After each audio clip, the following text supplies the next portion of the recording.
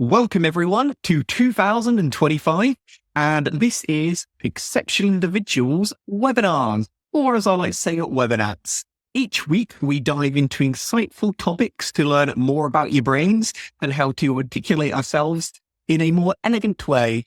Fancy talk for how do we talk about our noggin? Phonological dyslexia.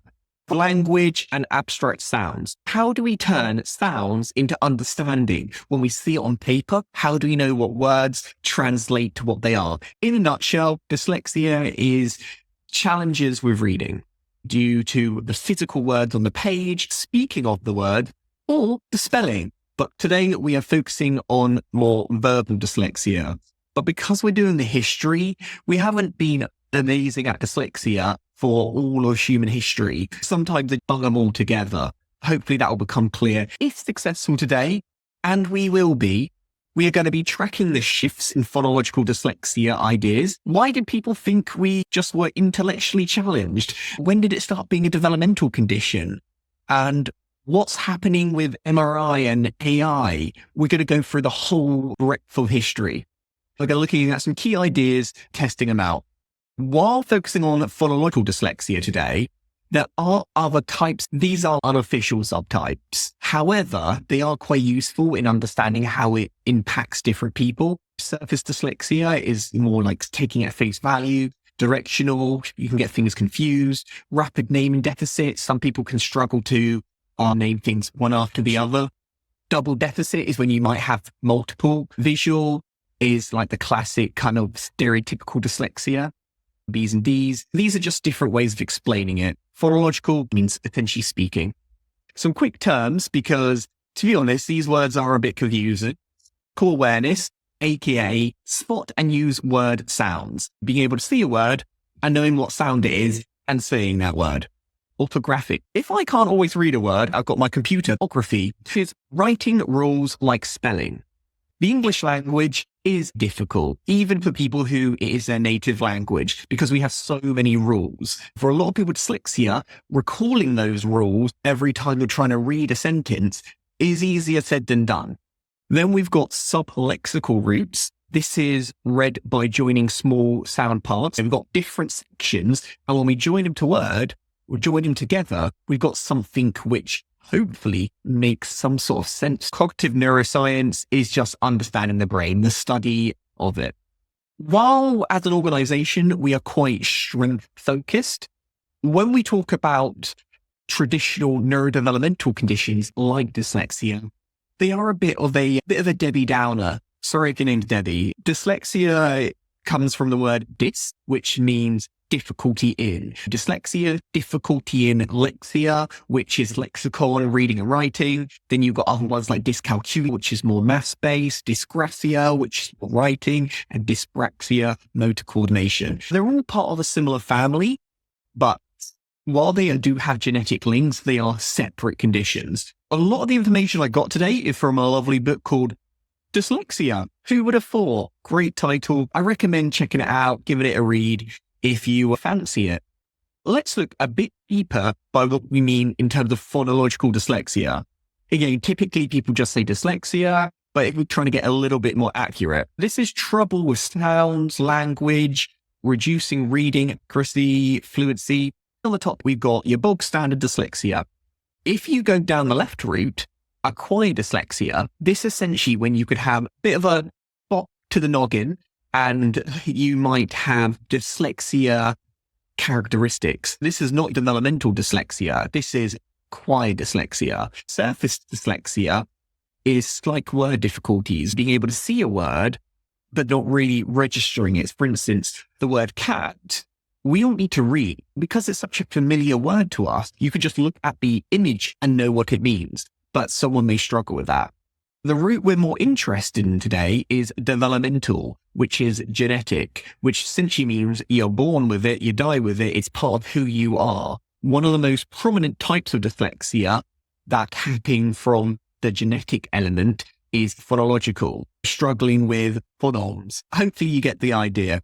For instance, if you had never seen the word cat before, you understand a range of kind of patterns and code. Okay, I know how to break this word in different parts, And when I join these kind of words, these kind of hieroglyphics together, they make sense. That's why you've got different types. As a teacher, you might know someone has dyslexia, but understanding how their dyslexia works can help you create better strategies and support. Hopefully we're all good on that. Let's do the origins because history's fun. And if we go back even further, no one's even known what dyslexia is. Dyslexia's always been a thing. We've found genes associated with dyslexia now, and they didn't just appear. We've got to start off in the late 1800s and early 1900s. I'm going to start off with a guy called Adolf. Not that Adolf. Another one, a much better Adolf. He saw reading problems in able people. Beforehand, if we're being quite blunt, if someone had reading problems, special needs, they've got something seriously wrong. But then he was like, wait, these people have above average intelligence, and yet they're struggling with reading. There's something going on here. But on this one, if you're able to, I want you to rank how significant this was. 1, if you think not that significant, or 5, absolute game changer. How significant is Kussmaul's 1977 observation in dyslexia research? Personally, I would say quite a leap, because before this, you were essentially dumb. A lot of us grew up thinking we were dumb and stupid. That is due to ignorance of silly people who don't know what they're talking about. Before 1877, that was the going idea. I think most people can see quite a big leap. However, we aren't done yet in the leaps. Let's mosey on down to Rudolf. Not that Rudolf. This one doesn't have a red nose. His surname is Berlin from Germany. He coined word-blindness. Word-blindness is basically dyslexia. However, you know how we talked about different types of dyslexia? This is still very much talking about one type of dyslexia. It was very basic in understanding, but we're getting somewhere. What does word-blindness imply? Does it imply difficulties with reading? Does it imply visual issues or language processing issues? Word blindness is, let's be honest, I think it sounds like vision. Glasses. People thought dyslexia was due to poor eyesight. Do I wear glasses? Yeah. Do I have dyslexia? Yes. Are they connected? No, just a coincidence. Keep that in mind. Interestingly, old Rudolf was an eye doctor. The fact that he coined word blindness isn't surprising. We're making headway, but we're not there yet. Word blindness isn't a great name, but I'm curious to know in a modern context, if you are dyslexic or a person with dyslexia, what do you prefer to be called? All you need to do on this screen is put a little dot on whichever one you prefer. Maybe you prefer dyslexic, suffer from dyslexia, student with dyslexia, person with dyslexia, or a dyslexic person. Dyslexic as a noun doesn't bother me. A sufferer of dyslexia sounds like dyslexia is stabbing me. It's not. Dyslexia, while it does have challenges, it doesn't have to be a challenge. The right support doesn't need to be. A student with dyslexia makes sense because dyslexia isn't a traditional developmental disorder like, say, autism or ADHD, which affects everything around you your entire life. Things like dyspraxia and dyslexia are context specific. So, for instance, only when I'm reading does my dyslexia impact my day-to-day life. When I'm playing football, dyslexia doesn't impact me. A person with dyslexia, yeah, I guess that perfectly works as well. Makes it sound like kind of a bit of a handbag, so you're carrying around with you. Some people say, oh, I live with dyslexia. But then other people might say dyslexia doesn't pay rent in a dyslexic person. They all have different connotations, but they're all technically correct. April prefers dyslexic similar to autistic. Yeah, I think each their own, to be honest. However, I would probably say sufferer is probably not correct. Bethany says, my brain is melting trying to remember how everyone would want to be called. I get you on that. I'm a big advocate of being inclusive. However, I can't remember everyone's pronouns. As long as you say things with the right intentions, people tend to be understanding. Intention is more important than execution. Call me out if you don't think that's the case. Let's move on to Mr. Pringle. Not that Pringle. I like to think, though, when I picture what Pringle looks like, he just has a big mustache, just like on the packet. W.Pringle Morgan did a report. In that report, he was studying this 14-year-old who had severe reading problems. However, he was perfectly normally smart, not exceptionally, but not below average. While we had already seen that people prior to this had struggled with reading issues, didn't necessarily have a visual difficulty, but had perfectly good smart, maybe it wasn't written down as formally. But here we've literally got it written down in the actual abstract. Percy F., a well-grown lad, age 14, is the eldest son of intelligent parents, the second child of a family of 7. He had always been bright, quick at games, and in no way inferior to others his age. His great difficulty has been his inability to learn to read. This is a great example of dyslexia being described before we even had a word to describe it. Here we've got a lot of you saying it suggests isolated reading problems, which means it only affects one part of what you do in day-to-day life. Early dyslexia signs, potentially. General learning issues, absolutely not. But again, while this was over 100 years ago, it's actually pretty accurate to our current understanding in many ways. This is a famous poster called "John is not really dull. He only needs his eyes examined." While we were making progress, the general understanding of dyslexia was that it's to do with eyesight. This is a theme throughout this presentation: word blindness, ignorance, misinformation. No stranger to misinformation being spread nowadays. I think you're right, the word blindness did not help this. It just really cemented the fact that if you could not read, it 100% meant you had an intellectual disability or needed your eyes examined. Not quite, you should have gone to Specsavers, because there's a misunderstanding of the term word blindness. Naming is important, even though when it was coined, they weren't ruling out what we've now known as dyslexia. People just see words and they make sense of it as they please. This image, I don't know, do any of you remember going to the opticians and having to put these heavy glasses on? In 1944, despite there being plenty of research, needing glasses was not the reason for word blindness, people still thought it. We're going forward in time, yet our understanding isn't matching up with what we know to be true. Do you think many still blamed eye issues for reading problems in 1944? Why does it take people so long to update their knowledge, even if we have facts which contradict our beliefs? We've got a lack of dyslexia awareness. Yeah, we still don't really use the word dyslexia.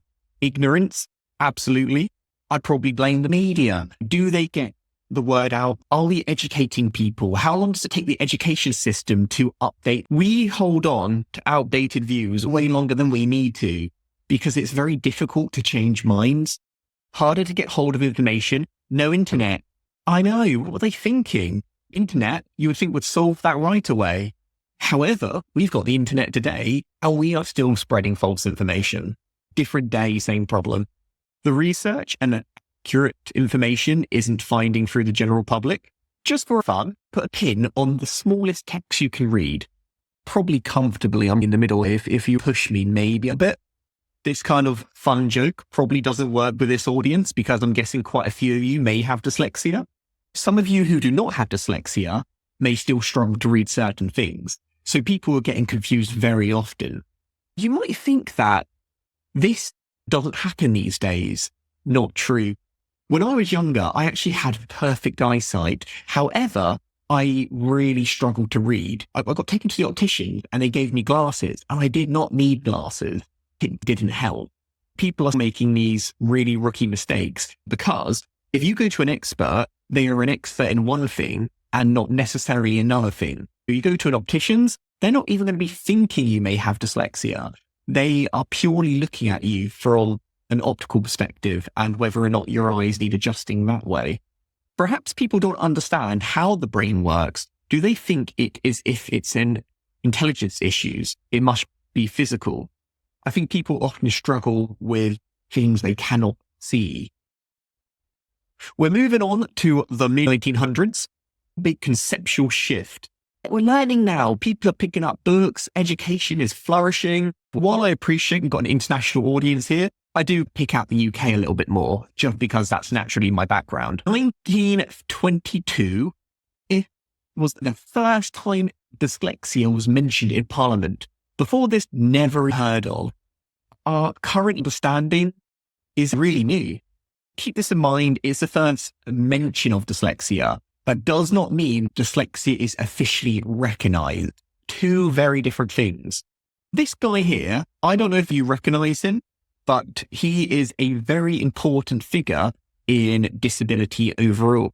His name is Alf Morris. Before he passed away, he became a Lord of Manchester. He championed the Chronically Sick and Disabled Persons Act. And this act, while the name is a little bit iffy, it was a massive deal. It was making sure that people had support and there was essentially a welfare for people who needed it most.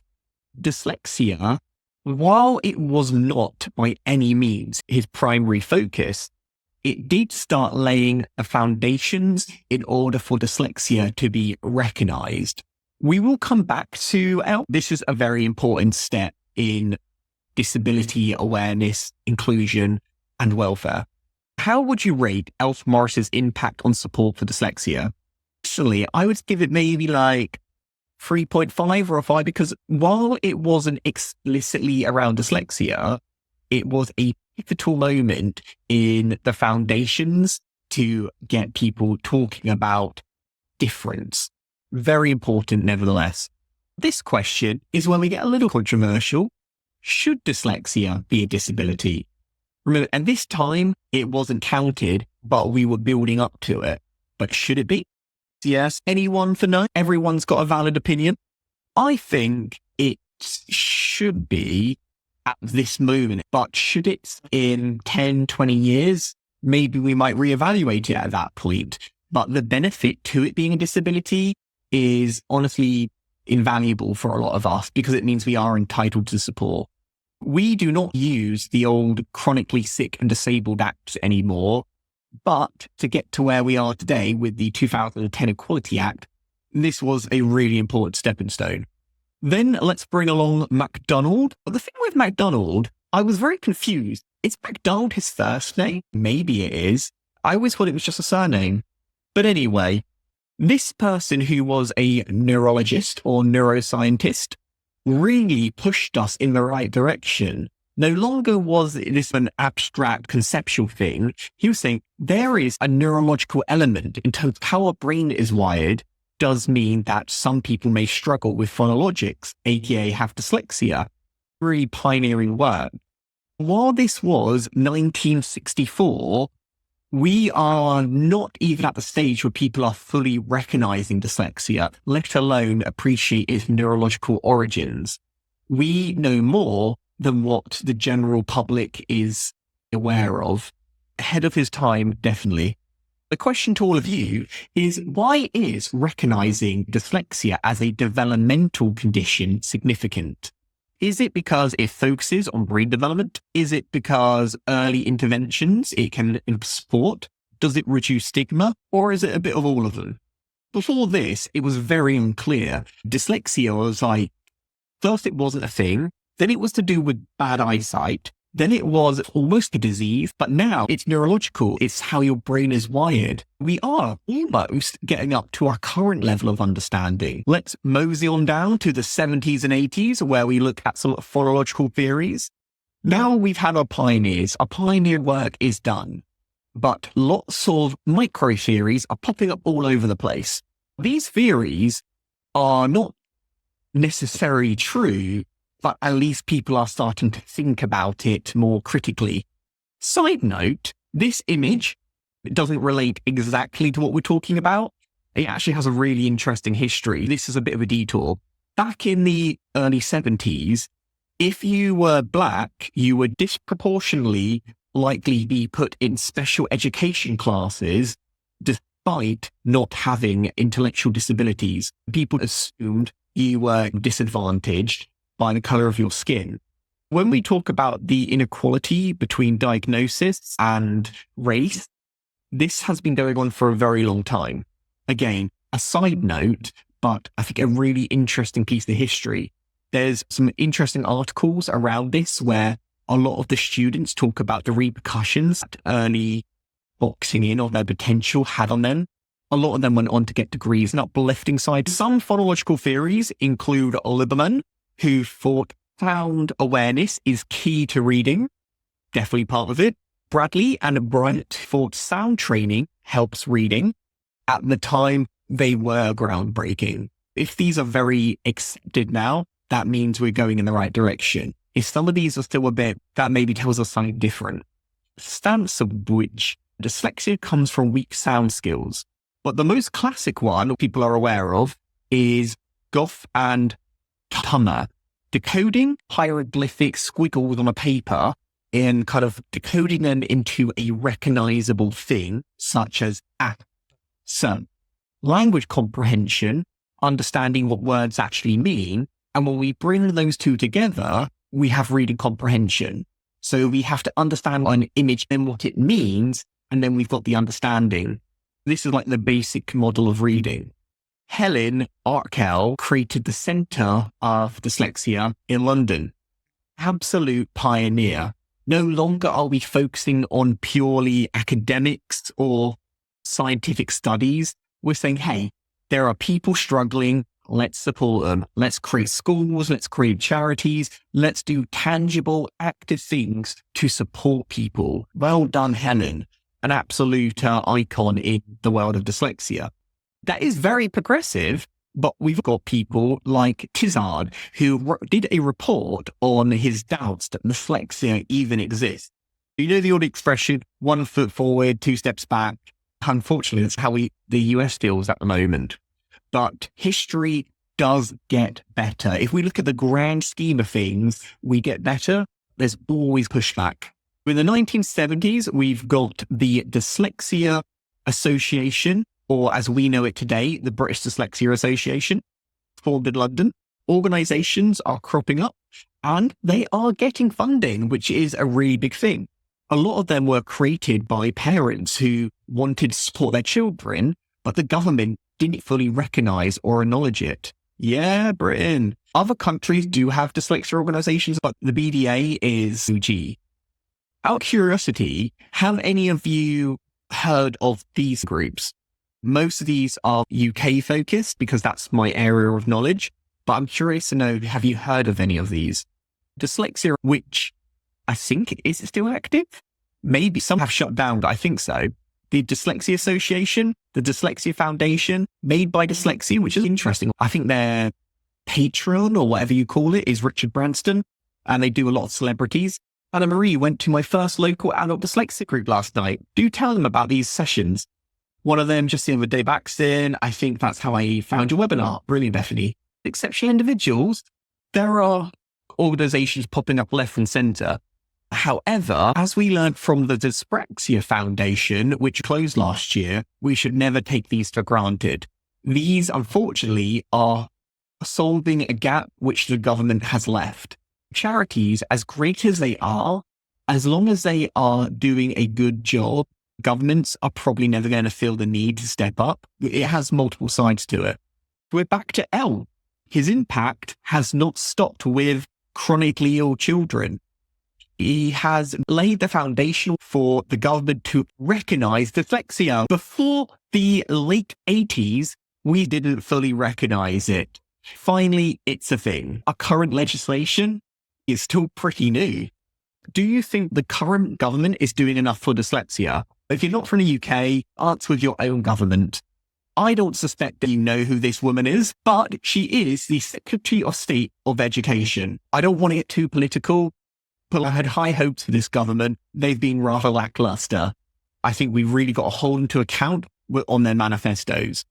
But if you ever want to write a letter in the UK to demand change, write it to Bridget. Just for fun, what kind of image or icon best represents it? Here you can put a little pin or a dot.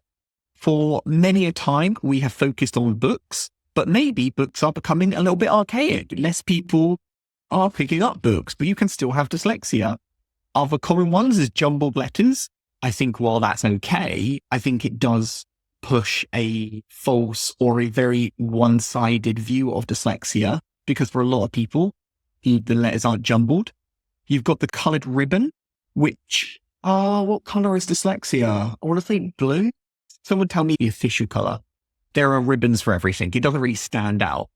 Then you've got this new logo, which is quite interesting, PQBB, which essentially is all the different ways you can reverse letters. While it's a very nice logo, it is a registered trademark. I don't want to be giving people money every time I'm creating a logo. And you've got the dyslexia sign, which is open sourced. So people are free to use it as they please. It's a backward at symbol.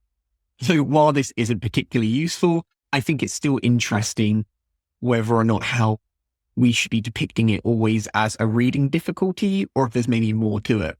Most of you are going with the dyslexia sign. I quite like that one because it's quite modern and it's open sourced. I would have went with this one, but it's trademarked. We are in the late 90s when Harry Potter is booming. I remember everyone loved Harry Potter when I was a kiddo, yet I could not read. So it was difficult. But thankfully, Stephen Fry read it on audiobook. The rest is history.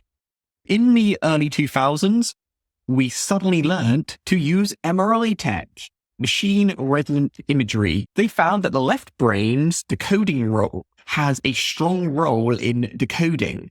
While the left brain and the right brain are both absolutely useful, the left brain has a slight dominance. Then we've got types and overlaps. So we learned that genetically speaking, dyslexia ain't too different from other neurodevelopmental conditions such as dyspraxia and ADHD. They all interlink with EF difficulties, language disorders, and genes. Bilingualism, some people are dyslexic in some languages and not in other languages, which is really interesting. Or some languages have higher prevalence of those with dyslexia and others have a lower prevalence. We are moved beyond theories now. We're actually looking at brain scans, heading to better interventions, phonemes, phonetics, multisensory teaching, tailored plans for each student.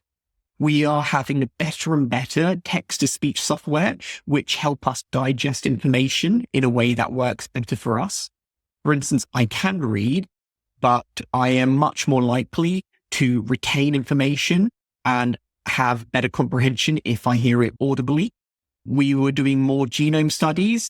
AI is becoming ridiculously good at being able to understand previous medical problems that we've never been able to fully solve or understood. AI is being used to diagnose autism 90% accurate at the moment. As for dyslexia, it's only a matter of time if they don't already exist. Personal care. Celebrities, the Fonz, Henry Winkler, creates loads of books on dyslexia. Richard Branson is a big advocate. There are lots of people who are championing, normalizing it and showing how it's not all negative. There are difficulties, but they are due to how society has structured itself. But more importantly, there are benefits and there are strengths. And Marie says the trademark sign looks too fuzzy busy. I'd accept that. In 2000, a team at Yale University in the US of A found a gene which is associated with dyslexia. No longer is dyslexia just psychology. Might be real, might not be real. I don't know. It's now 100% real. Associated doesn't mean it's the dyslexic gene, but people with dyslexia have this gene. This image, which looks ridiculous, is the visual representation of that gene. There's dyslexia. Maybe we should be using this image instead of a book. I don't know. Looks like party poppers to me. If you had the ability to test your DNA for dyslexia, would you do it? Do you disagree? Why would we do that? Or do you think, yeah, test away. I want to know if I have it. I'd absolutely test it. But do you need a test to know if you're struggling or need support? If you need help, why should I have to prove? Because the downside is people from marginalized communities and lower economic backgrounds, they are always the one to miss out on this type of support. Maybe you're at school and your school doesn't have much funding, so you do not get to have your DNA tested for dyslexia, which ultimately gives you a diagnosis. With great power comes great responsibility. Moving on, 2009, Grammarly was born, and it made spell checking so much easier. There are so many gadgets and gizmos can make dyslexia pretty much obsolete. grounded in my gadgets and gizmos, I found the perfect cocktail that works for me. Only notice I have dyslexia when I have these support strategies taken away from me. 2010, the Equality Act, where we got all this disability and inclusion legislation popped together in one nicely written act. This essentially said, dyslexia is real, it counts as disability, and organizations have to support you. They cannot discriminate, and reasonable adjustments are mandatory. A really important bit of legislation, foundational now. If you're wondering, these are the characteristics under the Equality Act. Age, disability, gender, race, religion. FYI, this doesn't mean people still can't discriminate against you. They can, but they can get sued if they do. It just makes more of a mandate for organizations to step up their policies and support people. Annie says, no DNA testing, please. It's open to abuse by the far. Yes, it's political. If technology is possible, it's always going to happen. But if we can put the right safety mechanisms in place, we definitely should. This is controversial. Electric current therapy. If it was a bunch of Pikachus electrocuting me, I'd be all game for it. They found that little bolts of electricity could increase a child's reading speed by about 13%, opposed to over 6 weeks. Would I want to be electrocuted? I don't know. But it's interesting that while I wouldn't want to cure dyslexia, would I want to improve my reading? Maybe. Would you be open to electric current therapy? You wouldn't even feel it, basically, but it's interesting. No, maybe. Yeah, maybe if a bit more research was needed, but history has told us to stay away from electricity in the brain because we have gone overboard in the past. Obviously, we live in very different times, but it's definitely half-baked, if at all even in the oven yet. The last question, how far should we go to cure dyslexia? Now, you might say, not at all. Others might say, maybe we just want to support things in order to make life a bit easier. Others will say, in an ideal world, yeah, maybe we should get rid of it. I encourage you to get involved in this. By the way, this is meant to be a bit ruffle some feathers. My views, hopefully, are quite clear that I think it is a necessity for human evolution to have multiple ways of thinking. I'm open to other ideas. Can dyslexia be cured? The current answer is no. But could it be cured? Yes. Cure makes it sound like there was something inherently wrong. But could dyslexia be removed with CRISPR, which edits DNA? Could we take those genes away? Absolutely. But as to unforeseen consequences, we just don't know. You know the classic saying, we always ask if we could do something, not if we should support and manage. That's the one. Cure destroys a person, absolutely, accepts our differences.